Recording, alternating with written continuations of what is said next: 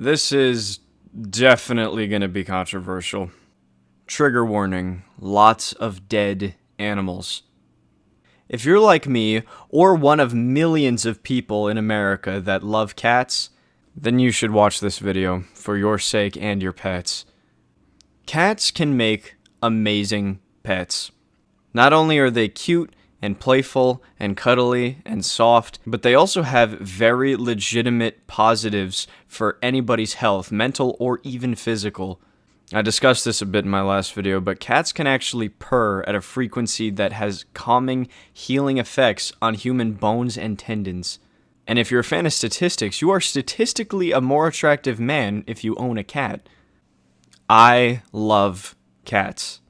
My girlfriend owns 2 cats, brother and sister, Obi and Tofu Tallulah. Yes, those are their names. And at work, I work with 4 Bengal cats myself, who I love dearly. While they have a long way to go as far as domestication is considered, they are leagues better pets than a majority of animals. They're a lot of hard work and dedication, as are most pets, but a cat can be a truly amazing best friend. With that being said, you have to keep them indoors.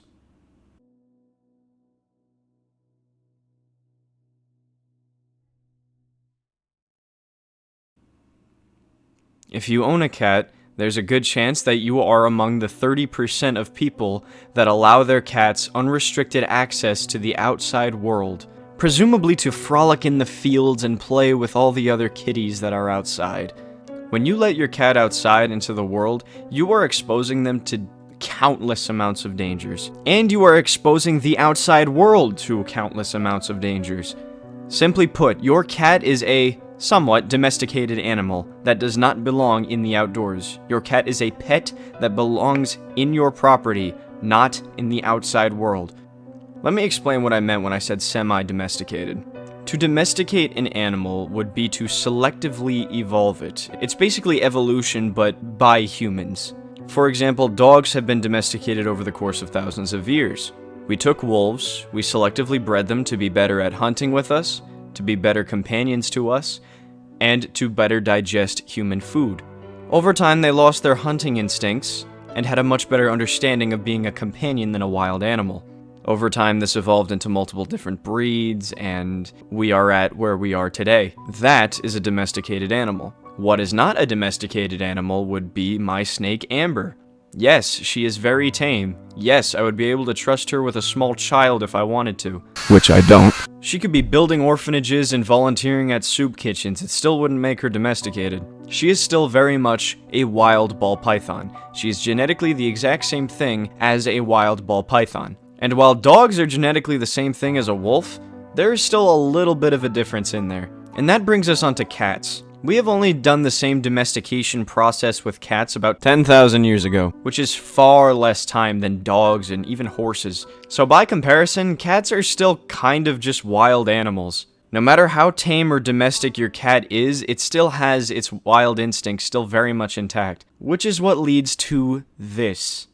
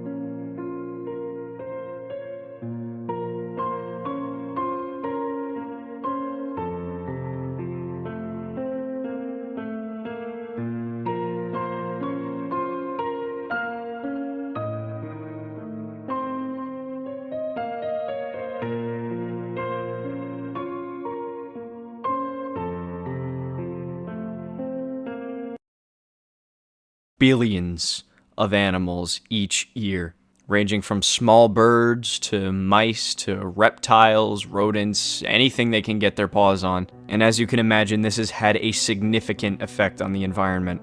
According to the American Bird Conservancy, cats have contributed to the extinction of 63 species of birds, mammals, and reptiles in the wild, and continue to adversely impact a wide variety of other species. I, for one, think it's very funny how we almost had a bill passed that was completely blacklisting every animal that wasn't a cat or a dog or traditional livestock animal, because of the threat of more invasive species like what's going on in Florida. Meanwhile, cats and dogs have contributed to more environmental damage and human deaths, by the way, than all of those animals combined.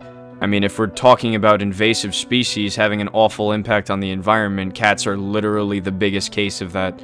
This is debatable, but you cannot train a cat to not kill animals, at least not the same way that you can train a dog to not kill animals. Because again, cats are not the equivalent to dogs. Dogs have had much more time to domesticate than cats have. Their predatory instincts are still very much there. And the cats obviously aren't to blame for this. They don't know any better. They're just being animals. It's the owner's fault for letting them outside in the first place. A lot of people can't really comprehend the concept of billions of dead animals. In their head, they'll probably think of like a couple hundred, maybe a couple 100,000. I guess for comparison, there's almost 8 billion people in the world. If you replace those dead animals with people, that would be 38% of everyone in the entire world.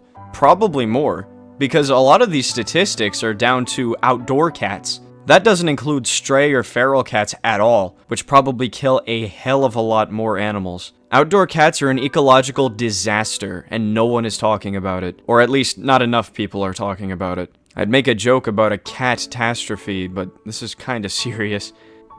And that's not even to talk about what dangers the cats are in.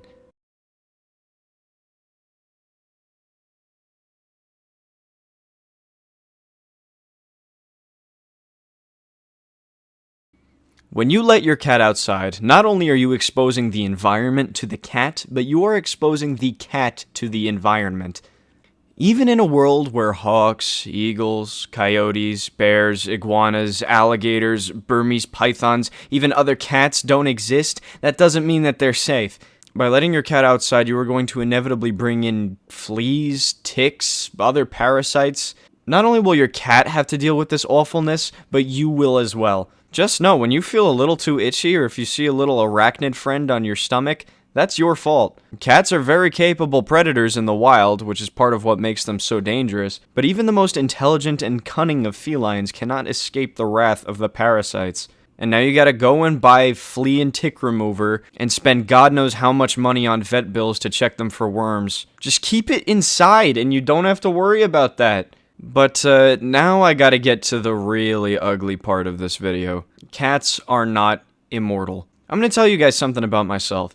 So my favorite animals are actually coyotes, for a myriad of reasons that I'll probably make a video on eventually. So, as such, I'm always interested in learning more about them and watching new videos about them. I cannot tell you how many times I have gone on YouTube or social media to see something like, vicious coyote attack kills friendly neighborhood cat. And then I look in the comments and I see people who say shit like this.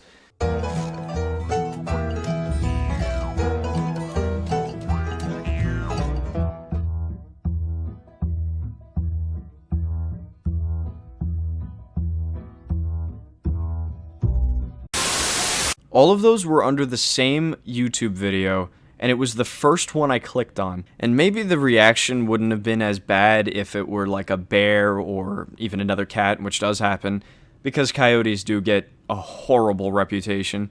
And I'm also going to ignore just the blatant psychopathy displayed in these comments. To all the people who genuinely loved their cats that have been killed by a predator, I am very sorry for your loss. It's a terrible pain to lose a pet like that. By keeping your cat inside, you are keeping them safe from all of this. Not to mention, it'll calm down people's hate boners for all these animals that are just being animals. Take the coyotes, for example. It's not their fault that we've been moving in further and further on their territory. People only hate them because they've been adapting really well.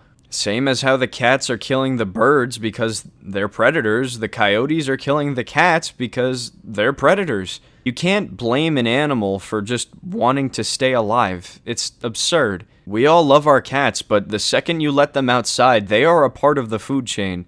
And then you get people who go insane and pull out their guns and kill all these predators for just trying to stay alive. It just baffles me because, like, it wouldn't have happened if you just kept your cat inside and took care of it.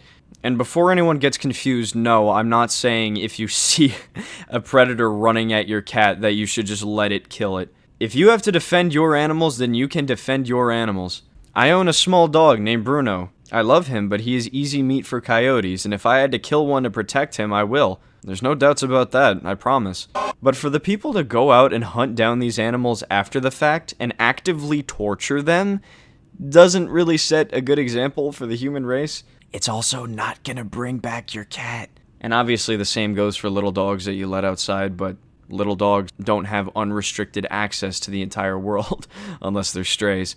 I've had a lot of debates with a lot of different people about whether you should keep your cat inside or not. And a very common argument I see is that it's mandatory for their own well-being to be let outside. That they're intelligent creatures that require constant stimulation to explore and to experience the world. And yeah, I agree with you. Except for maybe the last part. The thing is, though, if you can't provide all that stimulation and attention that they need, then you shouldn't be owning a cat. Yes, cats can require less attention than like a dog or something, but that doesn't mean they don't require attention at all. They are still very needy creatures. They're smart, and they want to play, they want to interact, they need to be stimulated. If you have to let your cat inside to provide them with that kind of stimulation, then you shouldn't have one. You should know that you are able to provide all of these things to the cat before you even buy it. And honestly, this goes for a lot of dog owners as well. People just don't know how to take care of these animals properly, which is really sad. And yeah, obviously there's plenty of cats that just have a really hard time adjusting to the indoor life if they had been outdoor cats. The same way that if a snake is used to eating live mice, it's hard to switch to frozen thawed. It doesn't mean that it's a better thing to feed them live. By feeding a snake a live mouse, not only are you being incredibly cruel to the mouse, but you're also putting your snake in a lot more danger, because mice and rats still have teeth and claws that they can hurt your snake with. Just because an animal is used to the worst way doesn't mean it's the better way. And speaking of snakes, I'm actually a part of a subreddit called Snake ID, because I'm training myself to learn to identify all these different snakes. And the amount of posts I see where it says like, oh, my cat brought this inside and it's just mutilated, it breaks my heart whenever I see it. As well as everyone else in the community, because they love snakes, and they have to see dead snakes because of idiots. There's even a command for cats because this happens so much, telling you basically the same thing I'm telling you. Another common argument is, it is part of nature for a cat to kill birds. What? So is this, but you don't like it as much. I don't want to keep beating you over the head with this, but I really want to stress how important it is to keep your cat inside. If you can give your feline friend the attention and care that they need without exposing them to the dangerous world outside, then you should do it. And to everyone that knows of these dangers and still willingly exposes their cat to these things, go fuck yourself.